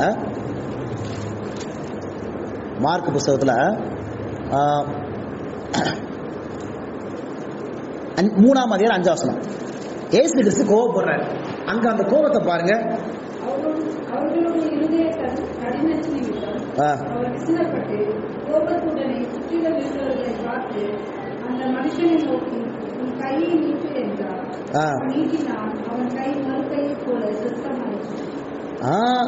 அந்த வசனம் பாருங்க, அவருடைய இருதய கடினத்து நிமித்தம் அவர் விசனப்பட்டு கோபத்துடனே அப்படின்னு இருக்குங்களா? கோபத்து பக்கத்துல என்ன வருது? ஒரு வார்த்தை வருது, விசனம். விசனம் இங்கிலீஷ்ல என்ன வார்த்தை வருது தெரியுமா? இங்கிலீஷ்ல கிரீவ் அப்படின்னு வரும். அப்படிங்களா? கிரீவ் ஒரு வார்த்தை வரும். அப்ப கோபம், ஏசு கோபப்படுறாங்கன்னா அது கூட என்ன இருக்கும்? ஒரு விசனம். விசனம் அப்படின்னா மன துக்கம், ஒரு வருத்தம் அங்க என்ன செய்யப்படுவாங்க? காணப்படும். புரிஞ்சு முடியுதுங்களா? அப்ப கோபாக்கினையை பாத்திரத்தை கொடுத்தாரு அப்படின்னா அது ஏதோ நம்ம குடும்ப ரொம்ப கோபப்பட்டு இயேசு கிறிஸ்துவ பலியா ஒப்பு கொடுத்தார் அப்படி இல்ல. எப்படி கொடுத்தாராம் அப்படின்னா பயங்கர துக்கத்தோடு, அவரும் பயங்கர வியாகுலத்தோடு, பயங்கர அழுகையோடு அது என்ன செஞ்சாரு? குமாரன் நமக்காக அவர் என்ன செஞ்சாரு? ஒப்பு கொடுத்தாரு. உங்களால் புரிஞ்சுக்க முடியுதா? அது ஈஸி கிடையாது. அப்படிதானே? ஈஸி கிடையாது. கெத்செமனில இயேசு கிறிஸ்துவானவர் இருக்கும் பொழுது இந்த உலகத்துடைய முழு பாவத்தையும் அவர் மேல என்ன செஞ்சாங்க? வைக்கப்பட்டாங்க. இயேசு கிறிஸ்துவின் மேல வைக்கப்பட்டாங்க. ஒரு நாள் படிக்கலாம், அந்த கெத்செமனி குறித்து நம்ம படிக்கலாம். எது அது நோக்கி தெரியுமா? ஒரு ஏசாயா புஸ்தகத்துல நம்ம அடிக்கடி வாசிக்கிறோம்ல, ஏசாயா 53ல 10வது வசனம் பாருங்களேன். அந்த 10வது வசனத்துல, கர்த்தரோ அவரை நொறுக்க சித்தமாகி அவரை பாடுகளுக்கு உட்படுத்தினார். யாரு அந்த வசனம் சொல்லுது? ஏசாயா 53 10வது வசனம். மறந்துடவே கூடாது அந்த வசனம் பாருங்க. கர்த்தரோ அவரை நொறுக்க சித்தமாகி அவரை பாடுகளுக்கு உட்படுத்தினார். பாத்தீங்களா? கர்த்தரோ அவரை நொறுக்க சித்தமாகி பாடுகளுக்கு உட்படுத்தினார். ஏசாயா 53ஆம் அதிகாரம் 10வது வசனம். அப்ப யார் நொறுக்குனது? யாரு அந்த பட்டயத்தை எழுப்புனது? அங்க யாரு பாவத்தை அவர் மேல வைத்தது? யாரு அந்த கோபாக்கினையான பாத்திரத்தை கொடுத்தது? யாரு? இது எல்லாமே பிதாவானவர் இயேசு கிறிஸ்துவானவர். எப்படி ஆபிரகாம் கத்தி எடுக்கும் போது குமாரன் தானா ஒப்பு கொடுத்தாரோ, அதே போல பிதாவானவர் அந்த ஸ்வாடை எடுக்கும் பொழுது, அந்த கத்தியை எடுக்கும் பொழுது இயேசுவானவரும் தானாக வாலண்டியராகவே ஒப்பு கொடுத்தாங்க. அப்ப பிதா மாத்திரம், பிதாவும் சேர்ந்து அந்த சாக்ரிஃபைஸ் பண்ணாம இருந்தா இயேசு கிறிஸ்து இருக்க முடியாது. பலியை ஒப்பு கொடுத்துக்கவே முடியவே நம்முடைய வாய்ப்பே கிடையாது. அதனாலதான் இயேசு கிறிஸ்து ரொம்ப வருத்தப்பட்டு சொன்ன காரியம் என்ன காரியம் தெரியுமா? பிதாவே பிதாவே ஏன் என்னை கைவிட்டீர் அப்படின்னா அது எதை குறித்து பேசுதுன்னா செப்பரேஷனை குறித்து பேசுது. இயேசு கிறிஸ்து இந்த உலகத்தில் இருக்கும்போது ஒரு வார்த்தை எப்பவுமே சொல்லுவார். என்ன சொல்லுவார்னா, நான் எப்பவுமே தனியா கிடையாது, என் பிதா என்னோட கூட இருக்கிறார். அவங்களால தொட முடிஞ்சிச்சா? கள்ளத்துக்கு எரியும் போது இயேசு தொட முடிஞ்சிச்சா? கொலை செய்யறதுக்கு வகை தேடுறாங்க, இயேசு தொட முடிஞ்சிச்சா? ஒண்ணுமே தொட முடியல. ஒவ்வொரு முறையும் அந்த வசனம் சொல்லுவாங்க, இயேசு கிறிஸ்து சொல்லுவார், நான் தனியா இல்ல, என் பிதா என்னோட கூட இருக்கார். இயேசு கிறிஸ்து இந்த உலகத்தில் இருக்கும்போது அவருடைய ஒரே, ஏன்னா யாருமே அவரை என்ன செய்யல, அவர் புரிஞ்சுக்கவே இல்லை. அப்படிதான் கூட இந்த சீசர்களும் சரி, பெற்றோர்களும் சகோதரர்களும் அவங்களுடைய சபையும் கூட இயேசு கிறிஸ்துவை புரிஞ்சுக்கவே இல்லை. அப்படி புரிஞ்சுக்கொள்ளாத மத்தியிலையும் அவற்றில் ஒரே ஹோப் என்னன்னா, நான் தனியா இல்ல, பிதா என் கூட இருக்காரு. அவருடைய ஒரே நம்பிக்கை விசுவாசமே பிதா என் கூட இருக்காரு. அந்த பிதா பிரிஞ்சதுதான் அவருக்கு கொடுத்த கிரேட் பெயினே. அதுதான் நம்ம சிலுவையில் அவர் பட்ட பாடுகள் ஒண்ணு இருக்குது. ஆனா செப்பரேஷன் என்பது ஒரு பெரிய ஒரு வழி. அப்படிதானே? நம்ம கூட இத்தனை வருஷமா யாரோ பழகுறாங்க, திரும்பி மரிச்சு போறாங்க, அந்த உறவு வழி எவ்வளவு வேதனையா இருக்கும் நமக்கு. இப்ப 33 வருஷமா அந்த உலகத்துல இருக்கும்பொழுது அவ்வளவு ஒரு நெருக்கமா பழகும் போது பிதாவுடைய செப்பரேஷன் இயேசு கிறிஸ்துவ பயங்கர துக்கத்துக்குள்ளாக அது கொண்டு போச்சு. அதுதான் ஒரு பெரிய ஒரு மென்டல் ஆக்னி, மன துயரத்துக்குள்ளாக அதை என்ன செஞ்சு கொண்டு போச்சு. ஆனா பிதா பிரிஞ்சு ஆகணும், இல்லாட்டா, ஏன்னா இயேசு கிறிஸ்து பாவத்தை எடுக்கும் போது அவர் நமக்காக பாவமானார் அப்படின்னு இருக்கு. அப்படிதானே? ஏசாயா 53 அக்கிரமக்காரில் ஒருவராக அவர் எண்ணப்பட்டாரு, அவர் நமக்காக பாவமானார். அப்ப பிதா அவரோட கூட என்ன செய்ய முடியாது, இருக்க முடியாது.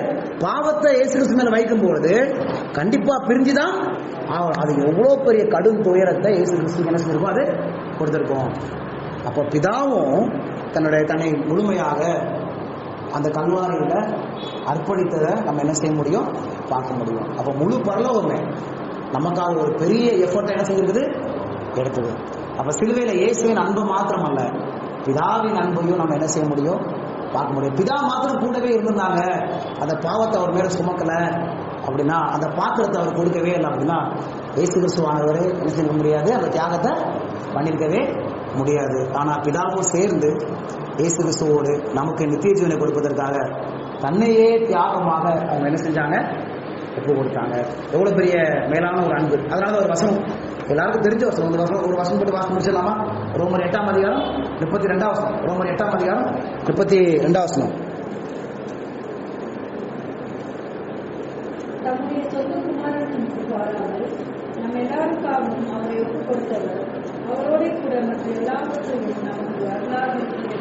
பாத்தீங்களா எவ்வளவு அழகான வசனம்.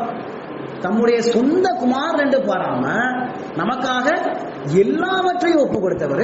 பாத்தீங்களா? அப்ப யார் ஒப்பு கொடுத்தன்னு சொல்லி இந்த வசனம் பாத்தீங்களா? God did not spare his own son. அப்ப நமக்காக சொந்த குமாரன் என்று பாராம எல்லாவற்றையும் ஒப்பு கொடுத்தவர். அப்ப பிதா என்ன செஞ்சிருக்கிறாரு, எல்லாவற்றையும் நமக்காக ஒப்பு கொடுத்திருக்கிறாரு.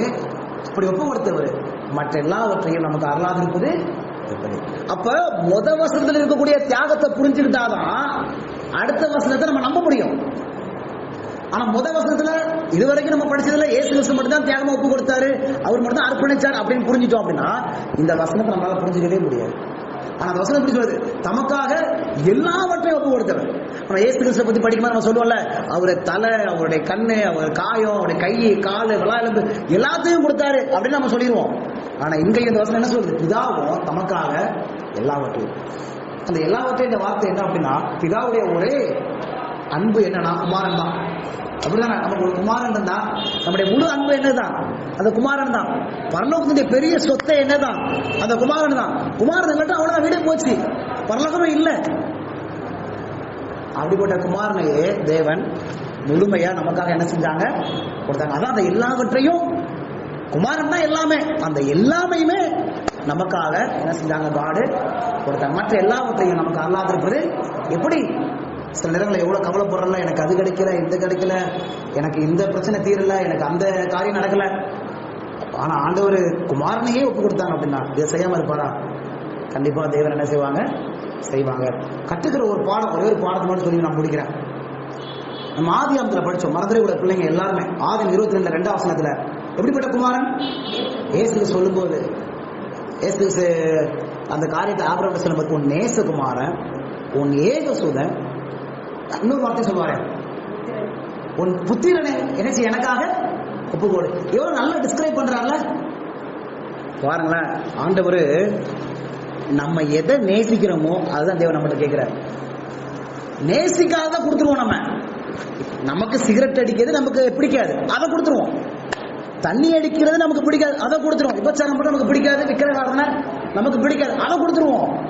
ஆனா தேவன் நம்மள கேட்கறது என்னன்னா, உன் நேசகுமாரன், உன் ஏகசுதன், உன் புத்திரன் அப்படின்னா இந்த உலகத்துல நம்ம எதை ரொம்ப நேசிக்கிறோம் அதை தேவன் நம்மள கேட்கிறார். சில நேரங்களில் நம்ம வாழ்க்கையில எதை ரொம்ப நேசிப்போம்? கோபத்தை ரொம்ப நேசிப்போம், ரொம்ப பிடிக்கும் நமக்கு. பெருமையா வர சொல்லிக்குவோம், என்ன மாதிரி கோபப்பட முடியாது, ஒரு பெருமையா. அந்த நேசபுத்திரனை ஆண்டவர் நம்மகிட்ட கேட்கிறார். சில நேரங்கள்ல ஒருத்தங்கிட்ட பேசாம இருப்போம், அது நமக்கு ரொம்ப பிடிக்கும். அது ரொம்ப கர்வமா, இத்தனை வருஷமா நான் பேசவே இல்லப்பா, அது ரொம்ப பிடிக்கும். ஆண்டவர் கேட்கிறார், அந்த நேசபுத்திரனை நீ எனக்கு கொடு. சில நேரத்துல வைராக்கியம், ஸ்டப்பன்னஸ், அது நமக்கு ரொம்ப நேசபுத்திரன். இன்னைக்கு அப்படியே பிடிவாதம் என்பது ஒரு பெரிய நேசபுத்திரன், ஏகசுதன். நமக்கு ஆண்டவர் கேட்கிறாரு, அந்த ஏகசுதனை, அந்த நேசபுத்திரனை என்கிட்ட என்ன செஞ்சிரு, நீ கொடுத்துரு, பலியாக நீ எனக்கு என்ன செய்ய கொடுத்துரு. சில நேரத்துல ஒரு சில பேர் நாங்க மன்னிக்கிறது நமக்கு பிடிக்காது, மன்னிக்கவே பிடிக்காது. மன்னிக்காம இருக்கிறது பிடிக்கும் நம்ம வாழ்க்கையில. எப்போ இல்ல நான் அவனை மன்னிக்க மாட்டேன், அது நமக்கு ரொம்ப பிடிக்கும். ஆண்டவர் கேட்கிறாரு, அந்த நேசகுமாரனை, அந்த ஏகசுதனை, அந்த புத்திரனை எனக்கு என்ன செய்ய கொடு. முழங்காலே வராது, வெறும் வாட்ஸ்அப், யூடியூப், பேஸ்புக், போன், இதுதான் நமக்கு பிடிக்கும். ஆண்டவர் கேட்கிறாரு, அந்த நேசகுமாரனை, அந்த ஏகசுதனை எனக்கு நீ என்ன செய்ய, நீ கொடு அப்படின்னு தேவன் கேட்கிறான். எப்படி நம்ம கொடுக்க தோணும்? பரலோகம் நமக்காக அவருடைய நேசகுமாரனையே தேவன் கொடுத்தாரு. அதை நம்ம தியானிக்க, அதை நம்ம யோசிக்கும் போது நம்ம நேசிக்கூடிய அந்த பாவத்தை கொடுக்கறதுக்கு மனசு என்ன செய்யும்? நம்ம கண்டிப்பா வரும், உடையும். எப்போ உடையும்னா, எந்த அளவுக்கு பிதாவுடைய தியாகத்தை நம்ம உணர்றோமோ, அதை உணரும் போதுதான் நம்மளும் இதை வச்சுட்டு என்னத்தான் செய்ய போறோம், இந்த பாவத்தை வச்சு நம்மளை அழிக்க தான் போகுது அப்படின்னு சொல்லி அதை ஒப்படைப்பதற்கு நமக்கு மனசு என்ன செய்யும்? கண்டிப்பா வரும். சரிங்களா? அதனால நம்ம முதலாவது ஆண்டவர் நன்றி சொல்லுவோம். ஆண்டவரே, எங்களுக்காக எவ்வளவு பெரிய தியாகத்தை நீங்க செய்திருக்கிறீங்க. ரெண்டாவது காரியம், ஆண்டவரே, என் வாழ்க்கையில் ஏதாவது ஏக சுதந்திரம் இருக்கிறாங்களா, என் வாழ்க்கை தான் நேச புத்திரன் இருக்காங்களா, ஆண்டவரே அதையும் நான் கொடுப்பதற்கு எனக்கு நீங்க என்ன செய்யுங்க, எனக்கு உதவி செய்யுங்க. எப்படி ஆண்டவர் பலியாக கேட்கிறாரோ அதே போல நம்மளையும் அப்படி என்ன கேட்கிறாரு, அதை அப்படியே கொடுத்துரு, அதை நீ கொடுத்துரு. நான் அதை என்ன செய்யறேன், பலியிடுறேன். எப்படி குமாரனை ஏசு பிதாவனை பலியிட்டாரோ அது போல உன் பாவத்தை கொடுத்துரு, நான் பலியிடுறேன். உன்னால அதை ஒண்ணுமே செய்ய முடியாது, பட் சரண்டர் பண்ணு. பட் நீ என்ன செய்ய, கொடுத்துரு, என் கையில கொடுத்துரு, நான் அதை பலி பண்றேன். நம்ம பலி செலுத்திடக்கூடாது. நம்மளால முடியுமா? பாவத்தை நம்ம ஜெயிக்க நம்மளால முடியாது. ஆனா நம்ம சரண்டர் பண்ண வேண்டிய வேலை யாரோட வேலை? அப்படியே லே டவுன் பண்ணிடணும், வாலண்டியரா போயிட்டு, ஆண்டவரே இது வேண்டாம்ப்பா, இந்த பாவம் என்கிட்ட வேண்டாம்ப்பா, இந்த பொருளாசை என்கிட்ட வேண்டாம்ப்பா, இந்த வைராக்கியம் என்கிட்ட வேண்டாம்ப்பா அப்படின்னு சொல்லி சரண்டர் பண்ணா ஆண்டு உதவி செஞ்சிருவாரு. சிலங்களை ஜோம் பண்ணும்போது ஆண்டவரே எங்க பாவங்களை மன்னியும் சொல்றோம். அப்படி ஜோம் பண்ணவே கூடாது. எப்படி ஜோம் பண்ணா, எந்த பாவம் நம்மகிட்ட இருக்குதுன்னு தேவன் உணர்த்துறாரோ அதை தனியா கொண்டு போய் கையில கொடுக்கணும். ஆண்டவரே, இந்த இடத்துல இந்த நபர் நான் மன்னிக்காம இருக்கிறேன், எனக்கு அவங்கள மன்னிக்கவே தெரியலப்பா, இந்த இடத்துல நமக்கு பிடிவாதமா இருக்கிறேன், என் கணவர் ஒரு காரியத்தை சொல்றாரு, அதை ஏற்றுக்கொள்ள மனசு வரலப்பா, இந்த விஷயத்துல இதை கன்சியூம் பண்ணுங்கப்பா, இந்த ஸ்பிரிட்டை கன்சியூம் பண்ணுங்க, இதை கொஞ்சம் பண்ணிட்டு இருங்கப்பா, இதை கொஞ்சம் எடுத்து போடுங்கன்னு சொல்லி தனித்தனியா அப்படியே அவர் கையில கொண்டு போகும்போது ஆண்டவர் எடுத்து போடுவார். நம்ம பிரச்சனை என்னன்னா, ஸ்பெசிபிக்கா போய் சரண்டர் பண்ண மாட்டோம், அதான் பெரிய பிரச்சனையே. மொத்தமா ஆண்டவரே பாவத்தை பண்ணி எனக்கு பலனை கொடுக்க, அது நடக்கவே நடக்காது. எந்த விஷயத்துல இன்னும் சரண்டர் பண்ணாம ஒப்படைக்காம இருக்கிறோமோ அந்த நேசகுமாரனை தனித்தனியா ஒன்னொன்னு, ஆண்டவரே இது முடியாது, என்னால முடியல, பாவம்னு தெரியுது, என்னால ஜெயிக்க முடியல, ஐ surrender to you father, help பண்ணுங்க அப்படி சொல்லி இவங்கள்ட்ட பேச முடியல, என்னால அந்த அளவுக்கு துரோகம் பண்ணிக்கிறாங்க. ஆனா நீங்க துரோகிகளையும் நேசிக்கிறீங்களே, அது எனக்கு தெரியல ஆண்டவரே, அந்த நபரையும் நேசிப்பதற்கு உதவி செய்யுங்கன்னு சொல்லி தனித்தனியா ஆண்டு கையில கொண்டு போயிட்டோம் அப்படின்னா தேவன் நிச்சயமா நமக்கு அந்த விடுதலையும் அவரோட அன்பையும் நமக்குள்ள என்ன செய்வாங்க, ஊற்றுவாங்க. ஓவராலா நம்ம பண்ணும்போது அந்த எக்ஸ்பீரியன்ஸ் நம்மளால அடைய முடியாது. காட் நம்மகிட்ட கேட்கறது என்னன்னா, சரண்டர். அந்த நேசகுமாரனை, அந்த நேச புத்திரனை, அந்த ஏக சுதனை என்கிட்ட என்ன செஞ்சிரு, கொடுத்துரு, நான் பலியிடுறேன், நான் தானே கொன்னேன், நான் பலியிடுறேன், என்கிட்ட இருக்குது சுவாடு, நான் பலியிடுறேன் அப்படின்னு சொல்லி தேவன் நம்ம இடத்துல என்ன செய்றாங்க, கேட்குறாங்க. இதான் நமக்கு வேண்டிய எல்லாரும் நிச்சயமா செய்வார். சொந்தக்காரன்னு பாராம எல்லாவற்றையும் ஒப்பு கொடுத்தவர் நிச்சயமா என்ன செய்வாங்கன்னா மற்ற எல்லாவற்றையும் நமக்கு அருளுவார். பாவத்திலிருந்து விடுதலையை நமக்கு என்ன செய்வாரு, தருவாரு. சமாதானத்தையும் ஆசீர்வாதத்தையும் தேவன் நிச்சயமா நமக்கு என்ன செய்வாங்க, தருவாங்க. இந்த சத்தியத்தை நம்ம தியானிப்போம். நைட்டு தூங்கும் போது, படுத்திருக்கும் போது, எப்படிதான் அது பாசிபிள், எப்படி அவரால் கொடுக்க முடிஞ்சு? பரலோகம் நம்மகிட்ட அப்படி என்ன இருந்துச்சு? நம்ம எதுக்கு தியாகம் பண்ணுவோம்? நீங்களே யோசிச்சு பாருங்க. நம்ம எதுக்கு தியாகம் பண்ணுவோம்? ஒரு வீடு வாங்குறதுக்கோ, ஒரு சொத்து வாங்குறதுக்கோ, பிள்ளைங்களை நல்லா படிக்க வைப்பதற்கோ, இதுக்கெல்லாம் நம்ம அவ்வளவு தியாகம் பண்ணுவோம். ஆனா பரலோகம் எதுக்கு தியாகம் பண்ணுச்சு? இந்த பாவியை மீட்பதற்கு. இந்த பாவியில என்ன இருந்துச்சு அப்படி மீட்பதற்கு? ஏதாவது அவருக்கு ஏதாவது பயன் இருக்கா? ஆனா அவர் அன்பான தேவன், அன்பான தேவனா இருக்கலாம். அவரால் நம்ம மேல அன்பு காட்டாம அவரால் என்ன செய்ய முடியாது? இருக்க முடியாது. அவர் அன்புல ஊதாரி. அவர் அப்படிதானே? அன்புல அவர் பயங்கர ஊதாரி. நம்ம மேல அவ்வளவு பாசம். நம்மளும் அன்புல ஊதாரியா இருக்கணும், பாவத்துல ஊதாரியா இருக்கக்கூடாது. அன்புல ஊதாரியா இருக்கணும். அதுக்கு வேணும்னா அந்த அன்பான தேவன் நமக்குள்ள வாசம் செஞ்சாங்கன்னா அது என்ன செய்யும்? முடியும். இதெல்லாம் நம்ம ஒவ்வொரு முறையும் வண்டி ஓட்டும் போதும், சாப்பிடும் போதும், நடக்கும் போதும் பரலோகம் எவ்வளவு பெரிய தியாகம் செஞ்சிருக்கு நம்ம யோசிக்க நம்முடைய இருதயங்கள் உடையும். நாமும் அவரை நேசிப்பதற்கும் அவரை நம்புவதற்கும் வேண்டிய உள்ளத்தை கர்த்தர் நமக்கு என்ன செய்வாங்க? தருவாங்க. கர்த்தர் நம்ம ஆசீர்வதிப்பார். ஜெபம் பண்ணலாமா?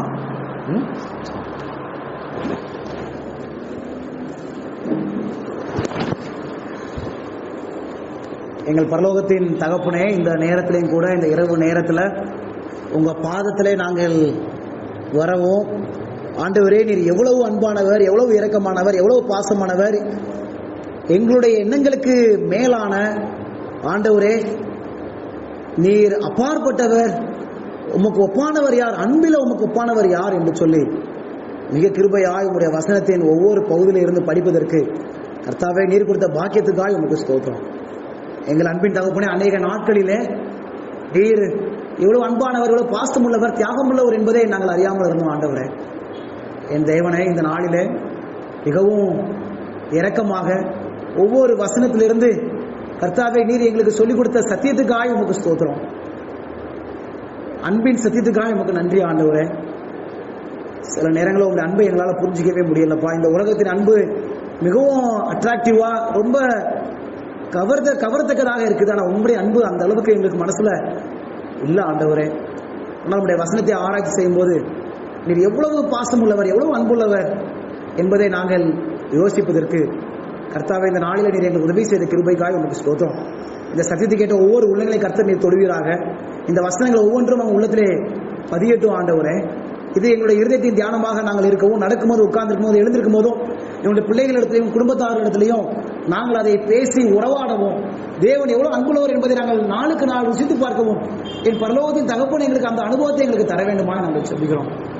ஆண்டவரே, என்னை இல்லாமல் உங்களால் ஒன்றும் செய்ய முடியாது என்று சொன்னது போல, ஆமா ஆண்டவரே, உம்முடைய அனுபவம் இல்லாம, உம்முடைய பிரச்சனை இல்லாம எங்களால் ஒன்றும் செய்ய முடியாதுப்பா. இந்த ராத்திரியிலே கர்த்தர் எங்களை நீர் வெறுமையாக்கி உம்முடைய பிரச்சனத்தினாலே எங்களை நிரப்பி அந்த ஆழமும் அகலமும் நீளமும் உயரமுமான அந்த அன்பை நாங்கள் புரிந்து கொள்வதற்கு கர்த்தர் உம்முடைய பரிசுத்த ஆவியினாலே எங்களுக்கு உதவி செய்யுங்க ஆண்டவரே. ரோமர் 5:5 நம்ம படிக்கிறது போல பரிசுத்த ஆவியானவர் எங்களுடைய இருதயங்களை தேவ அன்பை ஊற்றுவார் நாங்கள் படிக்கிறோமே. ஆகையால் எங்கள் பரலோக தகப்பனே, தேவ அன்பை எங்க உள்ளத்தில் நீர் ஊற்றும் உடைய வசனத்தை படிக்கும் பொழுது அந்த தேவ அன்பை அதிகமாய் கண்டுகொள்ளவும் புரிந்து கொள்ளவும் கர்த்தருடைய கரம் எங்களுக்கு அனுக்கிரகம் செய்ய வேண்டுமாய் நாங்கள் செபிக்கிறோம். வந்திருக்கிற ஒவ்வொரு பிள்ளைகளும் ஆண்டவரே, நாங்கள் எவ்வளவோ விஷயத்துல ஊதாரிகளாக நாங்கள் இருக்கிறோம். பரமபிதா உண்மை போல நாங்கள் அன்பில ஊதாரித்தனமாக நாங்கள் இருக்கோம். யார் என்ன சொன்னாலும் இவன் பைத்தியம், இவன் எல்லார்ட்டையும் ரொம்ப அன்பாவே இருக்கிறான், துரோகிகள்கிட்டையும் அன்பா இருக்கிறான்னு சொல்லி யாரும் எங்களை சோர்வுக்குள்ளாக டிஸ்அப்பாயிண்ட் பண்ணாலும் ஏன் ஆண்டவரே நாங்கள் சோர்ந்து போகாதபடி பிதாவானவர் எப்படி அன்பில ஊதாரித்தனமா இருக்கிறாரோ அதே போல நாங்களும் அந்த அன்பில ஊதாரித்தனமாக இருப்பதற்குரிய அனுபவத்தை கர்த்தர் எங்களுக்கு தர வேண்டுமா நாங்கள் சொல்லுகிறோம்.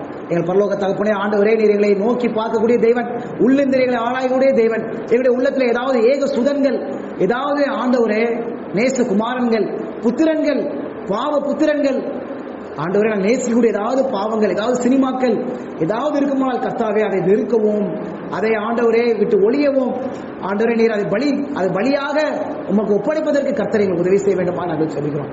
அந்த ஏக சுதன்களை கர்த்தர் எங்களுக்கு காண்பியும். எங்க வாழ்க்கையில நாங்கள் ஏதோ ஏக சுதன்களை வைத்திருக்கிறோம் என்று சொன்னால் எங்களை காண்பியும்.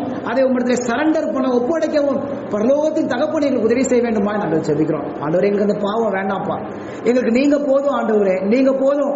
எங்களுக்காக எல்லாவற்றையும் ஒப்புக் கொடுக்கிறவர் நீர் ஆண்டவரே, நீர் எங்களுக்கு போதும் ஆண்டவரே, நீர் எங்க உள்ளத்திலே தங்குங்க ஆண்டவரே. அப்பா நாங்கள் மனம் போன போக்கிலே எங்கள் இஷ்டப்படுவே நாங்கள் கடந்து போகாதபடி எங்களையே உங்களது சமூகத்திலே அர்ப்பணிப்பவும் ஒப்படைக்கவும் கர்த்தர் எங்களுக்கு அனுகிரகம் செய்ய வேண்டுமாய் நாங்கள் செபிக்கிறோம். எங்களுடைய ஒவ்வொரு ஏக சுதங்களை கர்த்தர் நீர் அக்கினியாலே நீர் பட்சிக்க வேண்டுமாய் நாங்கள் செபிக்கிறோம். பரலோக அக்கினியாலே ஆண்டவரே அதை தகனிக்க வேண்டுமாய் நாங்கள் செபிக்கிறோம். ஆண்டவரே அந்த பாவம் எங்களுக்கு வேண்டாம். ஆண்டவரே நாங்கள் இன்னும் அதை நேசிக்காதபடி அதை முற்றிலும் வெறுக்கக்கூடிய அனுபவத்தை கர்த்தரை எங்களுக்கு தாரோம். உண்மையே நேசிக்கவும் உங்களுடைய பிரசனத்தையே அதிகமாக நேசிக்கவும் உண்மையிலேயே நாங்கள் தரித்திருக்கவும் கர்த்தரை எங்களுக்கு உதவி செய்யும். வந்திருக்கிற ஒவ்வொரு பிள்ளையும் கர்த்தரை ஆசீர்வதியும். ஒவ்வொரு செவ்வாய்க்கிழமை நாங்கள் கூடும்போது தேவ அன்பை அதிகமாய் நாங்கள் புரிந்து கொண்டே நாங்கள் கடந்து போக உதவி செய்யும். ஆண்டவரே புதிதாக வந்திருக்க ஒவ்வொரு பிள்ளைகளையும் கர்த்தரை ஆசீர்வதிக்கவே ஆசீர்வதிங்க, பெருகவே பெருக பண்ணுங்க. உங்களுடைய வசனத்தை படிப்பதிலே ஆண்டவரே அந்த தாகத்தையும் வாஞ்சையும் நீங்க அதிகமாய் நீங்க கொடுங்க. பாவத்தை அதிகமாய் வெறுக்கக்கூடிய ஆசீர்வாதத்தை கர்த்தர் நீங்க கொடுங்க. இயேசுவின் பிரசனத்தை அதிகமாய் ருசி பார்க்கக்கூடிய அந்த அனுபவத்தை கர்த்தர் எங்களுக்கு தர வேண்டுமா நாங்கள் செபிக்கிறோம். வந்திருக்கிற ஒவ்வொரு பிள்ளைகளையும் கர்த்தர் நீங்க தொட்டு அவரை ஆசீர்வதிக்க வேண்டிய ஆசீர்வாதத்தை நீங்க நடத்த வேண்டுமாய் செபிக்கிறோம். ஏதாவது துக்கங்கள், வியாகுலங்கள், பிரச்சனைகள், மனதிலே கஷ்டங்கள், மன துக்கங்கள், மன கிளேசங்கள், மன வருத்தங்கள் ஆண்டவரே ஏதாவது பிள்ளைகள் வாழ்க்கையில் இருக்கும் என்று சொன்னா எனக்காக சொந்த குமாரனை கொடுத்தவர் மற்ற எல்லாவற்றையும் எனக்கு தருவார் என்று சொல்லி தங்களுடைய ஒவ்வொரு பாரங்களையும் கவலைகளையும் என்னை விசாரிக்கிறவரிடத்தில் ஒப்பு கொடுப்பேன் என்று சொல்லி எல்லாவற்றையும் உங்களுடைய வார்த்தை ஆண்டவரே உங்களுடைய பாதத்திலே வைத்துக் கொண்டு அவர்கள் ஆண்டவரே ஓய்வெடுக்க இளைப்பாறவும் அந்த அனுபவத்தை நீங்க கொடுங்க. உண்மை முற்றிலும் அவர்கள் விசுவாசிக்கவும் உண்மை முற்றிலும் அவர்கள் நம்பவும் கர்த்தர் அவர்களுக்கு உதவி செய்ய வேண்டுமா நாங்கள் சொல்லிக்கிறோம். இரவுடைய நல்ல ஒரு நித்திரையை தாருங்க ஆண்டவரே. முசித்தமானால் மீண்டுமாக ஒரு நாளை பார்க்கவும் உம்மோடு பேசவும் பழகவும் கர்த்தர் எங்களுக்கு உதவி செய்ய ஆயத்தமா இருக்கிறதுக்காக ஸ்தோத்திரம். எங்கள் எபிரேசர் நீர் எங்களோட கூட இருக்க போறதுக்காக உங்களுக்கு ஸ்தோத்திரம் ஆண்டவரே. தொடர்ந்து உங்களுடைய பிரச்சனை இருக்கட்டும். தொடர்ந்து வரக்கூடிய காலங்களிலே நாங்கள் என்னென்ன சத்தியங்களை படிக்க வேண்டும் என்று சொல்லி பரலோக தகப்பன் நீரை விரும்புகிறோம். அந்த சத்தியங்களை நாங்கள் ஒவ்வொரு வாரமும் படிக்க கர்த்தருடைய சித்தம் எங்கள் உள்ளத்தில் நிறைவேற வேண்டுமாய் இயேசுவின் நாமத்தினாலே நாங்கள் ஜெபிக்கிறோம் நல்ல பிதாவே, ஆமென். என் ஆத்துமாவே கர்த்தரை ஸ்தோத்திரி, என் நாமத்தை ஸ்தோத்திரி. என் ஆத்துமாவே கர்த்தரை அவர் செய்த